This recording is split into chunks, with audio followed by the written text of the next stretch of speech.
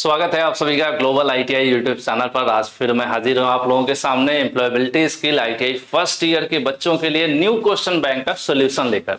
हम लोगों के पास थोड़ा सा समय का शॉर्टेज रहता है, मतलब बच्चों के पास एग्जामिनेशन जिनको देना है, तो जो एमसीक्यू सीरीज अभी चलने वाली है इसमें नंबर ऑफ क्वेश्चन थोड़ा ज्यादा होगा, वीडियो भी थोड़ा ज्यादा होगा, है ना।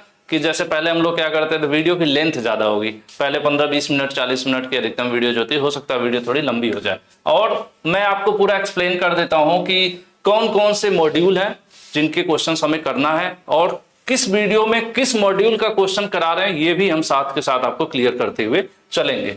तो चलिए, जैसा कि हमें समय भी बचाना है, तो क्लास है first employability skill first year, सभी बच्चों की बात करेंगे। अगर आप 1 ईयर की ट्रेड में है, 6 मंथ की ट्रेड से आईटीआई कर रहे हैं, या फिर 2 ईयर की आईटीआई कर रहे हैं, फर्स्ट ईयर में है आप, प्रथम वर्ष में, तो आपके लिए क्लासेस हैं। और ये जो क्वेश्चन सॉल्यूशन हम लोग करवा रहे हैं 2023 में अपडेटेड है, निम्मी के द्वारा अपडेटेड क्वेश्चन बैंक प्रोवाइड की गई है 2023 में, उसका सॉल्यूशन हम लोग कराने वाले हैं। यहाँ पर जो मॉड्यूल है, 2 मॉड्यूल आज के वीडियो में कवर कर रहे हैं। आज की वीडियो में 2 मॉड्यूल के क्वेश्चन हम लोग कवर करेंगे। पहला मॉड्यूल है इंट्रोडक्शन टू एम्प्लॉयबिलिटी स्किल का परिचय, और दूसरा मॉड्यूल है constitutional value and citizenship.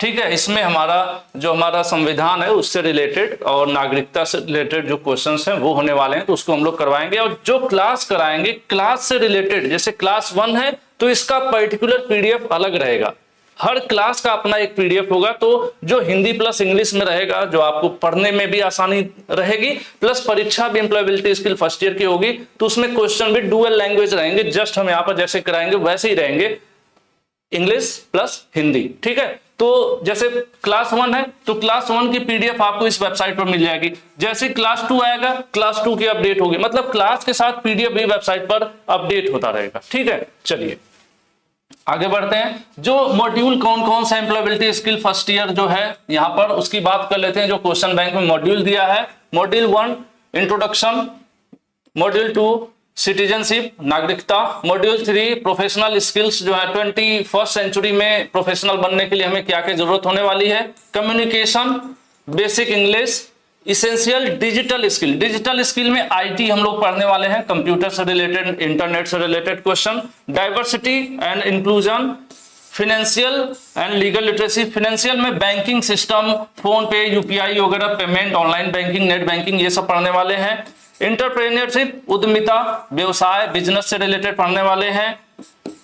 Career development, हम अपनी नौकरी, हमारा गोल, हमारा लक्ष्य जो होता है, रोजगार, ये सब चीजें इसमें आती हैं। कस्टमर सर्विस, ग्राहक सेवा, कि आप अगर एक बिजनेस करते हैं तो ग्राहकों से आपको कैसे डील करना है। और लास्ट में जो 12वां मॉड्यूल है, गेटिंग रेडी फॉर अप्रेंटिसशिप। आपने आईटीआई पास कर लिया, अब आपको बाहर निकलना है, इंडस्ट्री में एंट्री करनी है, तो अप्रेंटिसशिप की तैयारी कैसे करते हैं, वाइवा हो गया, अप्रेंटिस पोर्टल रजिस्ट्रेशन हो गया, रिज्यूम बनाना, ये सारी चीजें। तो ये जो चीजें हैं मैं इसको यहाँ पर नहीं पढ़ाने वाला हूं, मैं इसके क्वेश्चन आपको सॉल्व करवाने वाला हूं। ठीक है, मैं पहली वीडियो है तो थोड़ा अच्छे से इंट्रोड्यूस कर दूं, जिससे आगे आपको आसानी होगी, बार बार बताना नहीं पड़ेगा। क्यों यहाँ पर क्वेश्चन बैंक आप देख रहे होंगे, तो इनके क्वेश्चंस को मैं विद सॉल्यूशन, क्यों आंसर है, क्यों सही है, थोड़ा थोड़ा सा एक्सप्लेन करते हुए चलूंगा। क्यों क्वेश्चंस, नंबर ऑफ क्वेश्चंस ज्यादा रहेंगे तो समय ज्यादा लगेगा, इसलिए थोड़ा सा शॉर्ट में लेकर हम लोग चलेंगे आगे। ठीक है, तो ये हो गया आपके 12 मॉड्यूल, और आज की क्लास में 2 मॉड्यूल आपके कवर होंगे, फर्स्ट एंड सेकंड आज की क्लास में, यानी क्लास 1 में हम ये दोनों मॉड्यूल फिनिश करने वाले हैं। ठीक है, और बहुत ज्यादा पैनिक होने की जरूरत नहीं है। एम्प्लॉयबिलिटी स्किल ऐसा सब्जेक्ट है जिसका सिर्फ आपको क्वेश्चन समझना है। अगर आप क्वेश्चन समझ गए, आंसर अपने आप दे लोगे 50% क्वेश्चंस पे। ठीक है, और दूसरी चीज होती है कि जो ट्रांसलेशन होता है गूगल का, जनरली इवन हम लोग भी वही इस्तेमाल करते हैं, तो ट्रांसलेशन में हिंदी थोड़ी बहुत गड़बड़ हो जाती है। इसी वजह से जो बच्चा है आईटीआई का, उसको समझने में भी दिक्कत होती है, तो वही हम आपकी मदद करते हैं कि क्वेश्चन को अच्छे समझा देते हैं। बहुत से बच्चे हमारे आंसर देने से पहले आंसर दे चुके होते हैं। ठीक है, चलिए सबसे पहला क्वेश्चन आपके सामने है। उसके पहले पीडीएफ डाउनलोड करने का भी मैं बता दूं, क्योंकि बहुत से बच्चे ऐसे होते हैं जो मानते ही नहीं। मैं आज भी कहूंगा कि पीडीएफ के चक्कर में मत पड़िए, आराम से मेरे साथ प्यार से चुक रेलगाड़ी जैसे चलती है वैसे पढ़ लीजिए, आराम से अच्छा स्कोर करेंगे, बढ़िया नंबर पाएंगे। विश्वास है तो आप मेरे साथ पूरा पढ़िए। लेकिन कुछ बच्चे ऐसे हैं जो डायरेक्ट शॉर्टकट की तरफ जाना चाहेंगे, तो उनके लिए मैं बहुत मना नहीं कर सकता, क्योंकि ज्यादा विरोध करना भी कहीं कहीं सही नहीं होता है। तो मैं आपको पीडीएफ की तरफ ले जाता हूं। ग्लोबल आईटीआई की वेबसाइट ओपन कर लीजिएगा, आईटीआई कोर्स वाले ऑप्शन में जाएंगे, यहाँ पर आपको एम्प्लॉयबिलिटी स्किल का ऑप्शन मिलेगा, उसमें फर्स्ट ईयर सेकंड ईयर दोनों होगा। तो आपको सेकंड ईयर का तो ऑलरेडी वहां पर अपलोड है, आप फर्स्ट ईयर वाले पर क्लिक करेंगे, फर्स्ट ईयर क्लिक करेंगे, नेक्स्ट पेज इस प्रकार से ओपन होगा और यहाँ पर ये भारत स्किल का क्वेश्चन बैंक है जो इन्होंने दिया है और ये गूगल ट्रांसलेटेड हिंदी में है, ठीक है। ये टोटल इंग्लिश टोटल हिंदी, लेकिन जो हम लोग आपको यहाँ पर दे रहे हैं देखिए class 1 ES first year questions. Class 1 इसलिए लिखा गया है कि जो आज क्लास फर्स्ट हो रही है उसका पीडीएफ पर्टिकुलर उन्हीं क्वेश्चन पीडीएफ यहाँ होगा, फिर क्लास 2 का आएगा, 3 का आएगा, जितनी क्लासेज आएंगी उनका पीडीएफ आएगा आपको, यहाँ से आप डाउनलोड करते जाएंगे। जैसे ही आप यहाँ पर डाउनलोड करते हैं, इसके ऊपर क्लिक करते हैं तो नेक्स्ट पेज इस तरह से आ जाता है, जैसे निम्मी वाला पीडीएफ है, ठीक है। तो यहाँ पर आपको पीडीएफ शो करता है। तो अब डाउनलोड करने के लिए क्या करना है, यहाँ राइट साइड में एक एरो होता है, देखोगे ध्यान से तो निशान बना होता है तीर का, इसके ऊपर आपको क्लिक करना होता है। क्लिक करेंगे तो ये आपका जो पीडीएफ है वो डाउनलोड हो जाएगा। बहुत से बच्चों को समस्या होती है, देख रहे हैं डाउनलोड हो गया ना, अभी आपके मोबाइल फोन में आ चुका है। तो ये तरीका भी है, मैंने आपको बता दिया। और शुरू करते हैं आज का क्वेश्चन। क्वेश्चन है मॉड्यूल का नाम मैंने लिख दिया है introduction of employability skill. Employability skill का यानी एम्प्लॉयबिलिटी स्किल का परिचय, इससे रिलेटेड क्वेश्चन होने वाले हैं। क्वेश्चन नंबर फर्स्ट हम शुरू करेंगे, क्योंकि 2 मॉड्यूल आज कराने वाला हूं मैं, तो ये शुरू के क्वेश्चन से 1 से 15 तक के जो क्वेश्चन है मॉड्यूल 1 के होंगे, यानी मॉड्यूल 1 जो आपके सामने लिखा है, उसके बाद वहां से आगे जब शुरू होगा 15 क्वेश्चन खत्म हो जाएंगे, फिर मॉड्यूल 2 शुरू हो जाएगा, ठीक है। पहला है which of the option is not an employability skill. कह रहे हैं, देखिए यहां पर हिंदी पढ़ लीजिए, इनमें से कौन सा विकल्प रोजगार योग्यता कौशल से नहीं है, मतलब उससे नहीं रिलेट करता है, उससे कहीं से भी रिलेट नहीं करता है, एम्प्लॉयबिलिटी स्किल से जो दूर दूर तक कोई लेना देना ना हो। पहला कह रहा है, पहला छोड़ देते हैं, दूसरा कह रहा है गुड इंटरव्यू स्किल, हमारे अंदर इंटरव्यू स्किल अच्छी होनी चाहिए, तो ये एम्प्लॉयबिलिटी स्किल के अंतर्गत आता है और इसमें ये पढ़ाया भी जाता है। दूसरा कम्युनिकेशन स्किल हमारी अच्छी होनी चाहिए, ये भी एम्प्लॉयबिलिटी के अंतर्गत आता है। और क्विक लर्नर, कि हम किसी भी चीज को जल्दी सीख लें, पढ़ना सीख लें, काम करना सीख लें, कोई नई स्किल है, कंप्यूटर चलाना सीख लें, अपने ट्रेड की नॉलेज जल्दी सीख लें, तो ये सब कुछ एम्प्लॉयबिलिटी के अंतर्गत आता है। लेकिन आप रनिंग करते हैं, आप अच्छा दौड़ते हैं, तो इसका एम्प्लॉयबिलिटी से कोई लेना देना नहीं है। यहां पर यही पूछ रहा था कि इसमें से कौन सा एम्प्लॉयबिलिटी से कोई लेना देना नहीं है। देखिए यहाँ पर कौन सा विकल्प ऐसा है जिसका रोजगार कौशल यानी एम्प्लॉयबिलिटी से लेना देना नहीं है, तो रनर का, ठीक है। आप रनिंग कर रहे हैं तो उसका एम्प्लॉयबिलिटी से लेना देना नहीं है। एम्प्लॉयबिलिटी में आपको ये नहीं सिखाया जाता कि रनिंग कैसे करना है। An employee is someone who, कह रहे हैं कि एक कर्मचारी कौन होता है, एम्प्लॉई कौन होता है, जो स्कूल जाता है पढ़ाई करने, जो कोई काम धंधा नहीं करता है, जो खेलने जाता है नहीं। एम्प्लॉई वो होता है जिसको सैलरी मिलती है अपने काम के बदले, जो कार्य करता है उसको सैलरी मिलती है, वही एम्प्लॉय कहलाता है। आंसर सी सही है। चलिए थोड़ा सा फास्ट रखने की कोशिश करता हूं। Which are 2 skill needed for good career growth, अगर हम अपने लाइफ में अपने करियर में ग्रोथ पाना चाहते हैं तो हमें कौन सी ऐसी 2 जरूरी चीजें हैं जो चाहिए, लाइफ में होनी चाहिए, हमारे अंदर वो क्वालिटी होनी चाहिए, तो जिससे हमारे करियर में ग्रोथ मिल सके। ग्रोथ मतलब हम नौकरी व्यवसाय में जिसमें भी आगे बढ़ना चाहते हैं, आज 10,000 कमा रहे हैं, कल 20,000 कमाना चाहते हैं, आज नॉर्मल एक एम्प्लॉई है, कल सुपरवाइजर बनना चाहते हैं, मैनेजर बनना चाहते हैं, तो उसी को हम ग्रोथ कहते हैं। तो पूछ रहे हैं कि अच्छे करियर ग्रोथ के लिए कौन से 2 कौशल, कौन से 2 स्किल हैं जिनकी जरूरत पड़ती है। गाना गाना नहीं, डांस करना नहीं, गार्डन में फूल पौधे लगाना नहीं, आपको चाहिए टेक्निकल स्किल्स और एम्प्लॉयबिलिटी स्किल। टेक्निकल स्किल, जिस ट्रेड से आप हैं उस ट्रेड की आपको अच्छी नॉलेज हो, और एम्प्लॉयबिलिटी स्किल में बहुत सी चीजें आपको सिखाई जाती है। आपको सिखाया जाता है कैसे बोलना है, कैसे बिहेवियर आपका होना चाहिए, कैसे बायोडाटा तैयार करना है, नए जमाने में जॉब कैसे सर्च करना है, जॉब के लिए अप्लाई कैसे करना है, इंटरव्यू कैसे देना है। तो इसीलिए ये स्किल जरूरी है, एम्प्लॉयबिलिटी स्किल के ये सब इसी के अंतर्गत आते हैं। तो अच्छी ग्रोथ के लिए 2 चीजें आपके अंदर होनी चाहिए कि आपकी जो ट्रेड है उसकी नॉलेज आपके पास अच्छी हो, उसकी स्किल हो आपके पास, और आपके पास एम्प्लॉयबिलिटी, यानी 2 स्किल्स आपके अंदर हैं तो आप अपने करियर में अच्छा ग्रोथ कर सकते हैं। चलिए आगे बढ़ते हैं। Gopi is always willing to learn and improve his work. Gopi हैं जो अपने काम को हमेशा चाहते हैं, इनकी हमेशा से इच्छा रही है कि नई चीजें सीखें और अपने काम को क्या करें, इंप्रूव करें, बेहतर करें। गोपी अपने काम में सीखने और सुधार करने के लिए हमेशा इच्छुक रहते हैं। तो उनके पास क्या है, उनके पास प्यार है या कोई सर्टिफिकेट है, या उनके पास कोई मार्क्स कार्ड है, नहीं। उनका जो माइंड सेट है, उनकी जो विचारधारा है वो ग्रोथ वाली है।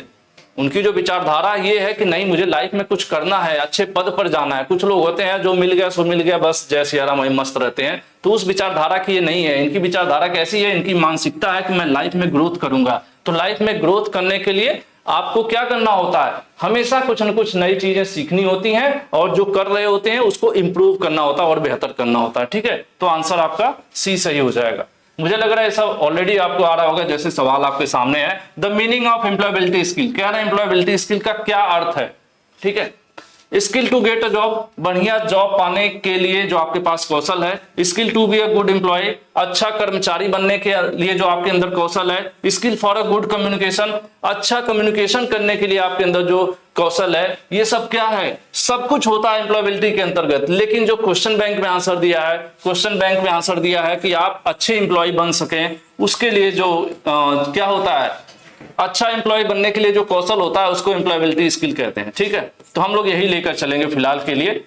वैसे मेरे अकॉर्डिंग तो ऑल ऑफ द अबव होना चाहिए था, लेकिन क्वेश्चन बैंक के अकॉर्डिंग ये है कि skill to be a good employ, कि बढ़िया एम्प्लॉय बनने के अंदर के लिए आपके अंदर जो जो क्वालिटीज होनी चाहिए उसी को हम कहते हैं एम्प्लॉयबिलिटी स्किल।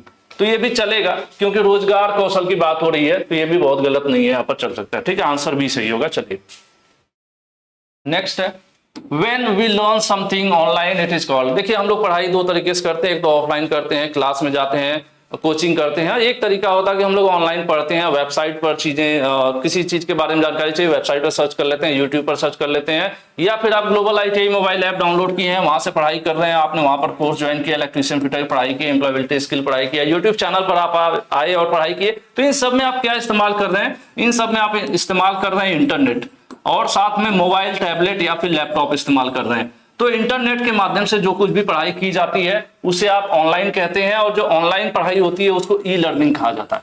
जो कुछ भी हम सीखते हैं, अगर हम ऑनलाइन, बहुत से लोग होता है ना, खाना बनाना भी यूट्यूब पर सर्च करके देखते हैं कि शाही पनीर कैसे बनाए, तो वहां पर वीडियो मिल जाती है, तो उनको शाही पनीर बनाना नहीं आता, लेकिन उन्होंने ई लर्निंग के माध्यम से, इंटरनेट के माध्यम से यूट्यूब चलाया, और ऐसे अन्य प्लेटफॉर्म बहुत से भी हैं जहां पर आप जाकर सीख सकते हैं। तो जहां पर भी इंटरनेट के माध्यम से पढ़ाई लिखाई की बात है, वहां पर तुरंत आप ई समझ लीजिए, ई आ गया। कैसे? जैसे पहले आप डाक भेजते थे, पहले सिंपल डाक भेजते थे पोस्ट ऑफिस से, तो उसको मेल बोला जाता था, पोस्ट ऑफिस से भेजते थे उसको मेल बोला जाता था। और उसी डाक को, उसी लेटर को अगर आप इंटरनेट की मदद से भेज रहे हैं तो क्या हो जा रहा है, वो ईमेल हो जा रहा है ना, ईमेल, इलेक्ट्रॉनिक मेल हो गया ना। तो इसी प्रकार से आप ये समझ लीजिए कि इंटरनेट आ गया, आप इंटरनेट के माध्यम से जो कुछ भी सीख रहे हैं वो ई लर्निंग कहलाता है। ठीक है, ई लर्निंग, आंसर आपका सी सही हो जाएगा। चलिए नेक्स्ट है, the benefit of learning online. अगर आप ऑनलाइन कोई चीज सीख रहे हैं, ठीक है, ऑनलाइन सिर्फ पढ़ाई ही नहीं होती है, ऑनलाइन सीखा भी जाता है। पढ़ना सीखने में फर्क क्या है कि बहुत सी, जैसे जो प्रैक्टिकल वर्क हो, बहुत से प्रैक्टिकल की भी वीडियो आप देखते हो और वो सब चीजें सीखते हो, या फिर आप कई बार आपको बताया जाता है कि ड्राइविंग कैसे करना है, वहां पर दुनिया भर की टिप्स मिलती हैं, गियर ऐसे लगाते हैं, जजमेंट ऐसे करते हैं कि लंबाई गाड़ी की कितनी है, बैक कैसे करते हैं, तो उसको सीखना कहते हैं, क्योंकि आप एक स्किल सीख रहे हो। एक होता है कि आप थ्योरी पढ़ रहे हो, एक होता है स्किल सीखना। तो वही यहाँ पर बात कर रहा है कि अगर आप online, the benefit of learning online, अगर आप ऑनलाइन पढ़ाई कर रहे हैं या सीख रहे हैं तो उसका फायदा क्या है, उसका सबसे बेस्ट फायदा क्या है, यहाँ पर आप देख लीजिए। मैं डायरेक्ट सही आंसर पर आता हूँ। बिकम फ्रेंड, और क्लासमेट से फ्रेंड करने की जरूरत नहीं, घर जो जल्दी जाने की जरूरत नहीं, लाइब्रेरी जाने की जरूरत नहीं, we can learn any time anywhere, सबसे बेस्ट है। आप कहीं भी कभी भी पढ़ाई कर सकते हैं। अगर आपके मोबाइल में इंटरनेट है, आपके पास मोबाइल फोन है या लैपटॉप है, टैबलेट है, तो आप अभी चाहो बैठ के अभी पढ़ाई कर सकते हो। जैसे आपके पास एम्प्लॉयबिलिटी स्किल क्लासेज है, प्लेलिस्ट में जाइए, employability skill class first year की देखिए, आप अभी पढ़ सकते हैं। अभी आपको काम है तो शाम को पढ़ सकते हैं, शाम को काम है सुबह पढ़ सकते हैं, दोपहर में पढ़ सकते हैं, मतलब आप स्वतंत्र है। तो ऑनलाइन के यही फायदा है कि आप क्या कर सकते हैं, कभी भी सीख सकते हैं, कभी भी पढ़ सकते हैं। आंसर ए आपका सही हो जाएगा।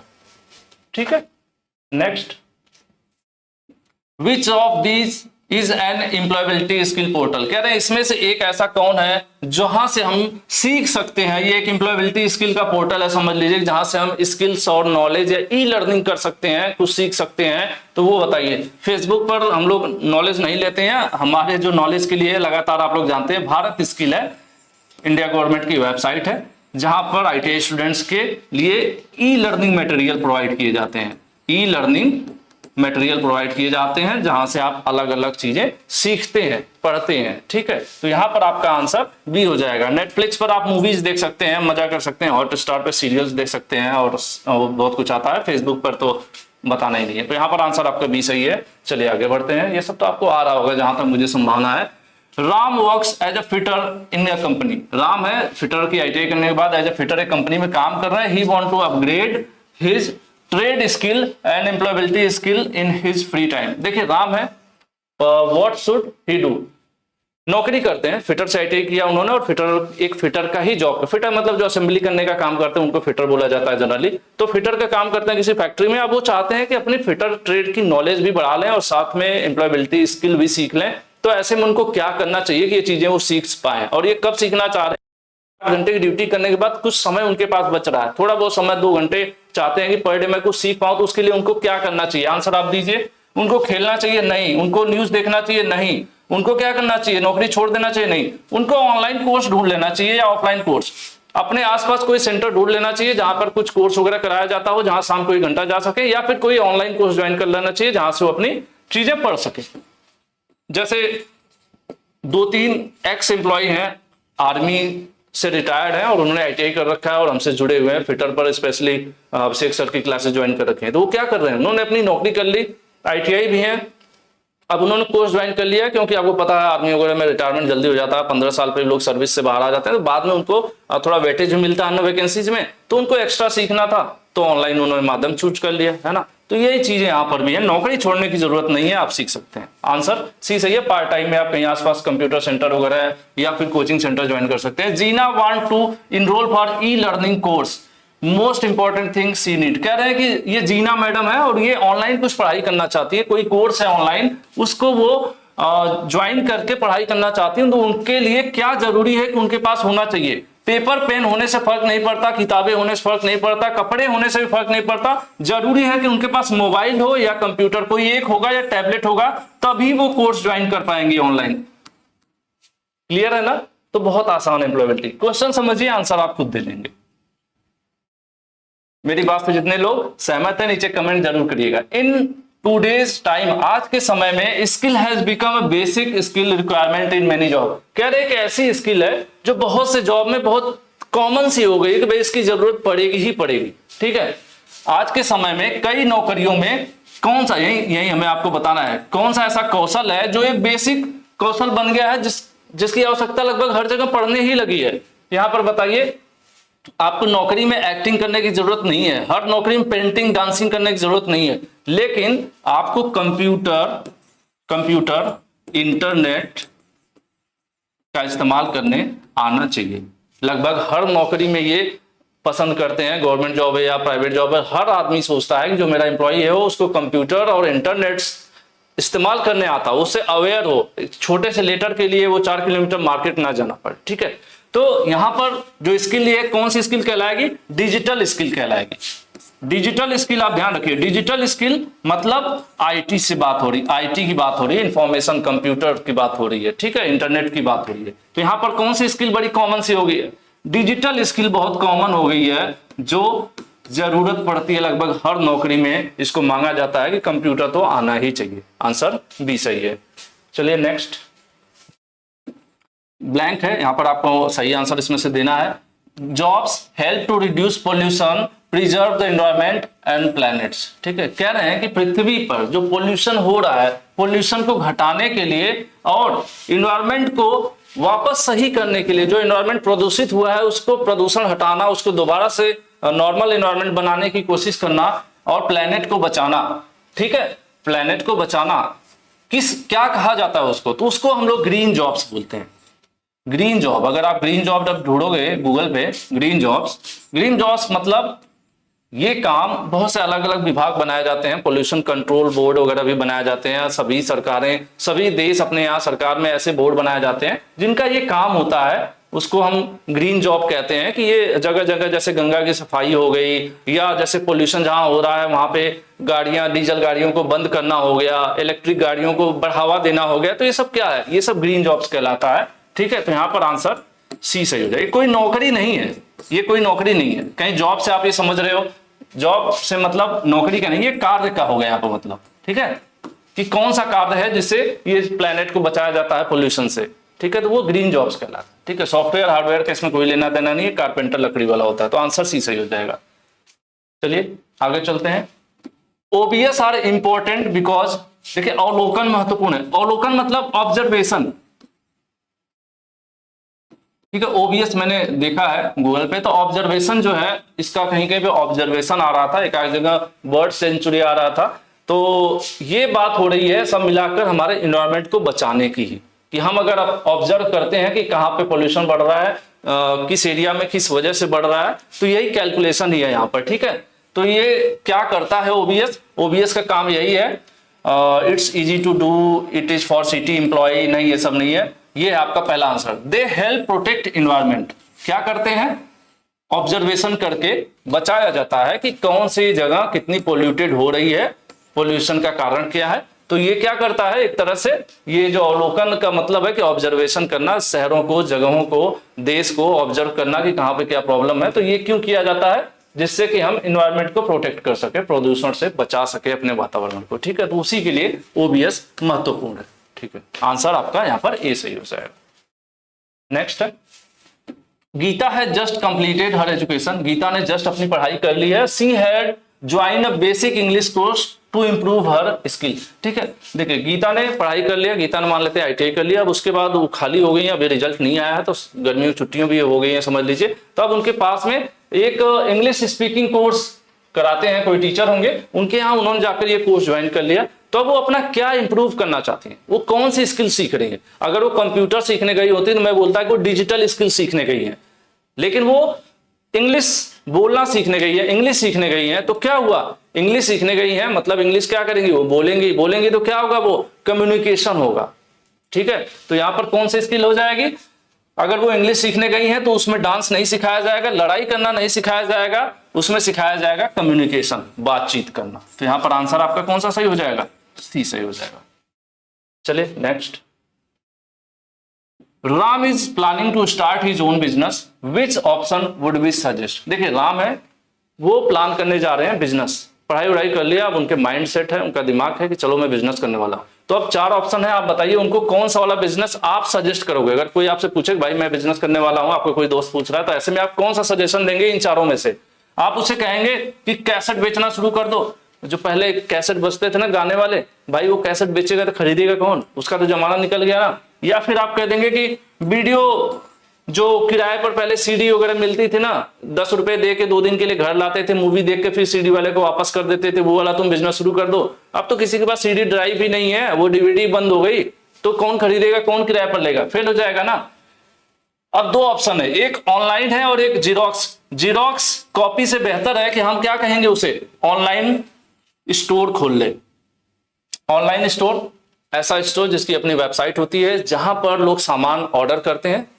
एग्जाम्पल के लिए फ्लिपकार्ट मान लीजिए, फ्लिपकार्ट, अमेजन, वो दूसरे का सामान बेचते हैं, ऐसे ही आप चाहो तो अपना एक ऑनलाइन स्टोर बना लो, अपनी एक वेबसाइट बना लो, अपने सभी सामानों की वहां पे लिस्ट दे दो, एमआरपी दे दो, लोग खरीदेंगे और आप जो है कोरियर के थ्रू उनके घर भेज देंगे। तो आज के जमाने में जो कोई आपसे पूछता है तो आपको ये सब ऑप्शन ना बता के आपको बताना होगा कि ऑनलाइन स्टोर खोल लो भाई। क्यों, क्योंकि डिमांड है, ट्रेंड है इस समय।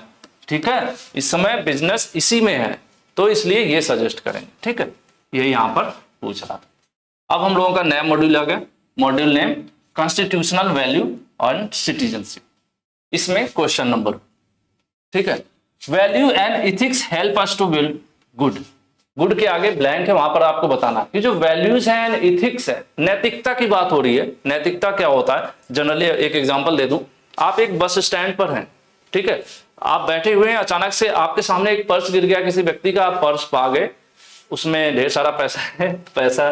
अब ऐसे में क्या होगा, नैतिकता क्या कहती है, नैतिकता ये कहती है कि उस पर्स को आप उठाइए, वहां नियर बाई कोई पुलिस वाला हो या फिर एक पूछताछ केंद्र होगा जहां पर आप उसको, रोडवेज वगैरह पर आप मान लो बैठे हो, तो वहां पर आप जमा कर सकते हो, वो अनाउंस कर देंगे, या फिर जो व्यक्ति वो ढूंढते हुए आएगा तो उसको वापस मिल जाएगा, या पर्स में कोई ऐसी चीज होगी जिसके डिटेलिंग से वो कॉन्टेक्ट करके उसको वापस कर सकते हैं। एक तरीका ये है कि आप इस तरह से सपोर्ट कर दे, जैसे रेलवे में कई बार सामान लोग पाते हैं तो आरपीएफ को दे देते हैं, या रेलवे स्टेशन पे स्टेशन मास्टर वगैरह को सौंप देते हैं, फिर उस व्यक्ति को ढूंढा जाता है, उसको दिया जाता है। एक ये नैतिकता कहती है हमारी। लेकिन अगर आपकी नैतिकता मर चुकी है, आपके अंदर इंसानियत नहीं है, इंसानियत नहीं, नैतिकता नहीं है, तो आप क्या करोगे, उस पर्स को धीरे से पैसा वैसा निकालोगे, पर्स को उधर साइड में फेंकोगे और आगे बढ़ जाओगे। ठीक है, तो नैतिकता ये जो मैंने बताया पहला वाला वो नैतिकता होता है। तो यही यहाँ पर चलिए उसी तरह के क्वेश्चन आने वाले हैं। मूल्य और नैतिकता हमें बनाने में मदद करती है। ये हमें क्या बनाती है, ठीक है, हमारा क्या चीज बनाती है, value and ethics help us to build us good.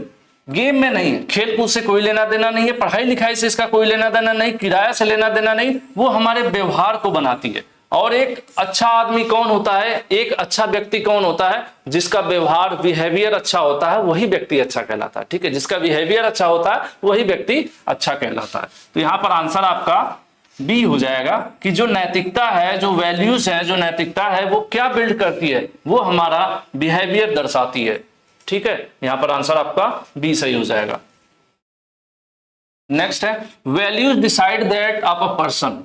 जो किसी व्यक्ति का मूल्य है वो क्या तय करता है, मूल्य जो है लैपटॉप या घर का या सिस्टम का नहीं, वो आपके चरित्र को दर्शाता है, आपके चरित्र को दर्शाता है। लोग कहते हैं ना कि आपके बातों की कोई वैल्यू नहीं है, आपकी बातों की कोई वैल्यू नहीं, इसका मतलब क्या है कि आप झूठ बोलते हैं, लोगों से वादा कुछ और करते हैं, करते कुछ और हैं। आपको लोगों की अच्छाई से बुराई से कोई लेना देना नहीं है, क्योंकि आपकी नैतिकता मर गई है। सिर्फ आपको अपना बेनिफिट दिखता है, आपको अपनी कमाई दिखती है। ठीक है, जैसे आपने क्या किया, पर्स गिरा हुआ मिला, पैसा जेब में रखा, आपकी कोई मूल्य नहीं है।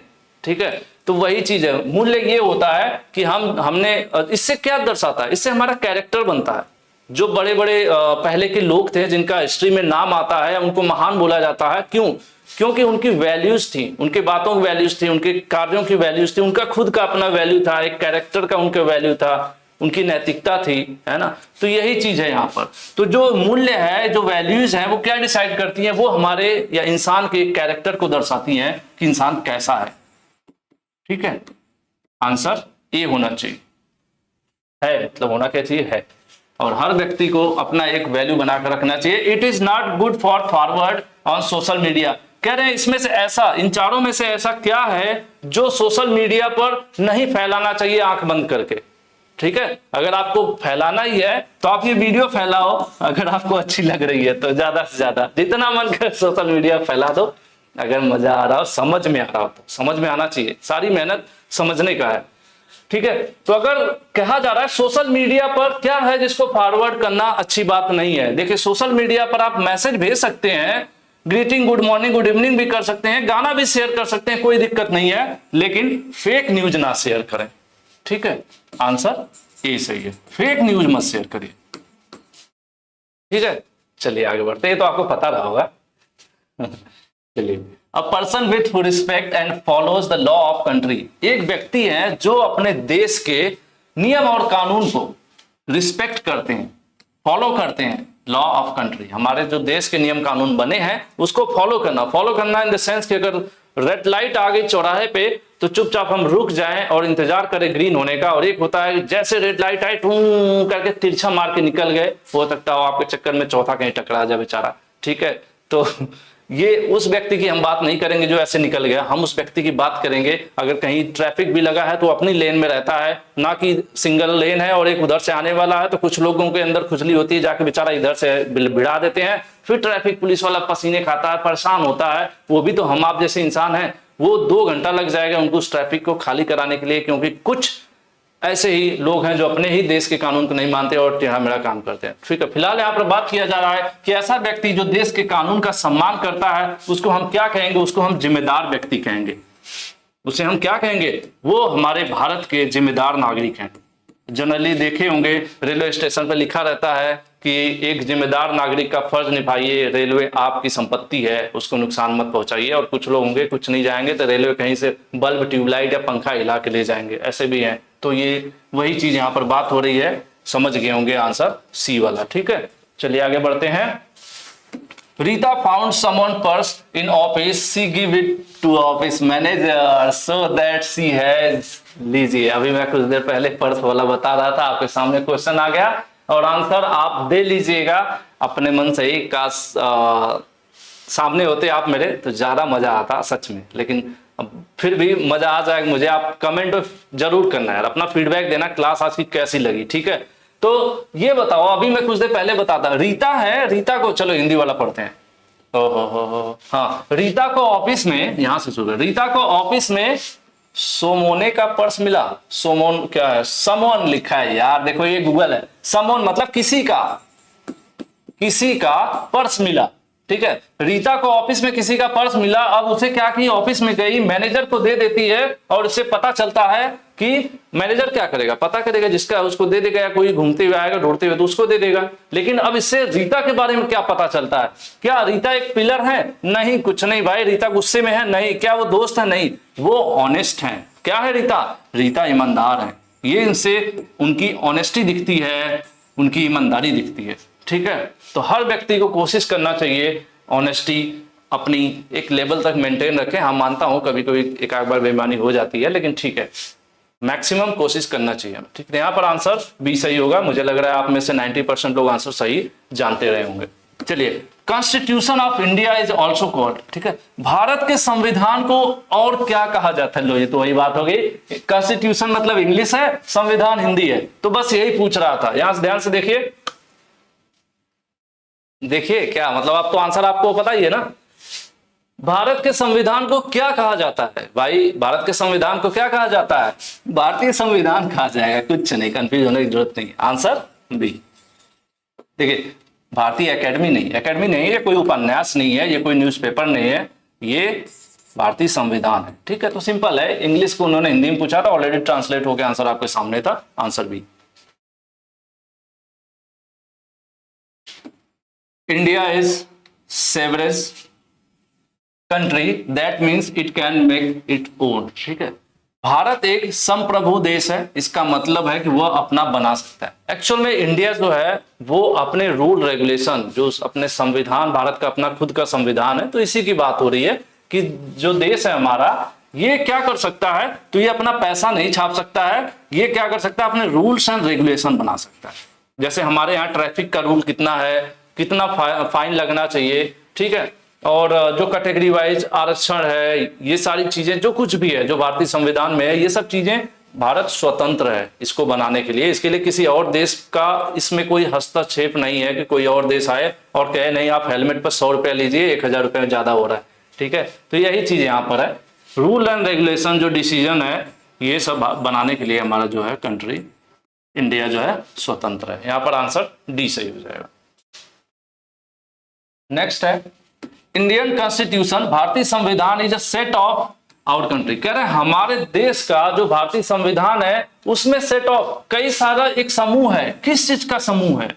उसमें चाबियां हैं? नहीं। उसमें कोई औजार है, कोई घड़ी है? नहीं। उसमें लॉ और रूल है, नियम और कानून है। आप जितने भी लोग ये क्लास देख रहे हो, मैं चाहूंगा कि आप उस महान व्यक्ति का नाम जरूर कमेंट में लिखिएगा जिन्होंने भारतीय संविधान को लिखा है।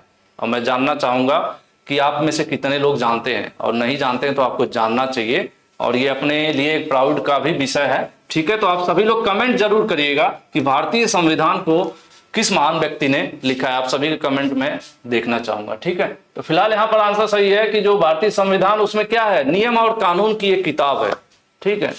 चलिए आगे बढ़ते हैं। Mister Johnson want to employ an 8-year-old girl for his household work in India. We prohibited that because it is.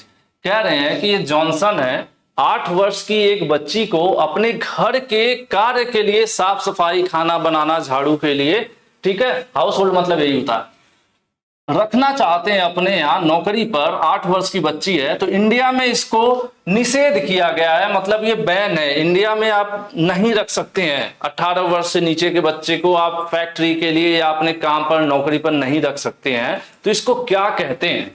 देखिए, 8 साल की बच्ची को घरेलू काम करने के लिए नौकरी पर रखना चाहते हैं, तो भारत में इसे प्रतिबंधित किया गया है, रोका गया है, नहीं रख सकते आप नियम के हिसाब से। तो ये क्यों नहीं रख सकते? इसको क्या कहते हैं? इसको हम कहते हैं शोषण, क्योंकि ये कोई सामान्य या न्यूट्रल या पुलिस की बात नहीं है, ये शोषण है।